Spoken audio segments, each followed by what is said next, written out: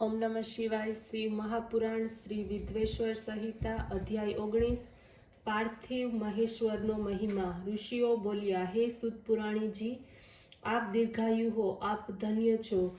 હે જે આપે શિવલિંગના મહિમાને સારી રીતે સમજાવ્યો છે, આપ શિવના પરમ ભક્ત છો, તેથી પાર્થિવ મહેશ્વરનો જે મહિમા આપે શ્રી વ્યાસજી પાસેથી સાંભળ્યો હોય તે અમને બધાને કહી સંભળાવો।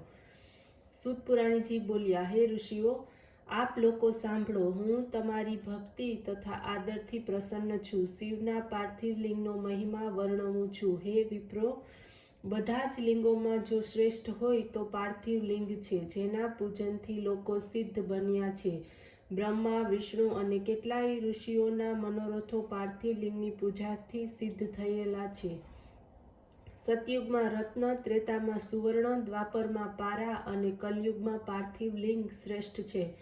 પાર્થિવ મૂર્તિના અનન્ય પૂજનથી તપ કરતાંય વધુ ફળની પ્રાપ્તિ થાય છે। તેમજ બધા લિંગોમાં પાર્થિવ શ્રેષ્ઠ છે, તે જ આરાધ્ય છે અને પૂજનીય છે।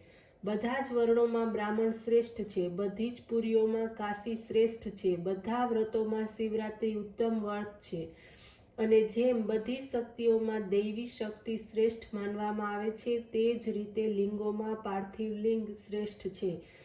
પાર્થિવ લિંગની પૂજાથી વધીને કોઈ પણ અન્ય દેવતાની પૂજા, સ્નાન, દાનાદિ વ્યર્થ છે। પાર્થિવનું આરાધન પવિત્ર, પૂર્ણરૂપ, ધન તથા આયુની વૃદ્ધિ કરનારું છે, તૃષ્ટિ, પુષ્ટિ, લક્ષ્મીને આપનારું તથા કાર્ય સાધક છે। જે પાર્થિવ લિંગની શુભ વેદીનું પૂજન કરે છે, તે જ આ લોકમાં ધનવાન અને શ્રીમાન બનીને અંતમાં રુદ્રલોકમાં જાય છે। જે પાર્થિવ લિંગ બનાવી નિત્ય શિવજીનું જીવન પર્યત પૂજન કરે છે, તે શિવલોકનો ભાગી થાય છે તથા અસંખ્ય વર્ષો સુધી ત્યાં રહીને શિવલોકમાંથી પાછો ફરી ભારતખંડનો રાજા થાય છે। નિષ્કામ ભાવનાથી જે હંમેશા પાર્થિવ લિંગનું પૂજન કરે છે, તેને સાયુજ્ય મુક્તિ મળે છે। જે તે પ્રમાણે નથી કરતો તે કઠિન દુઃખને ભોગવે છે। ઓમ નમઃ શિવાય।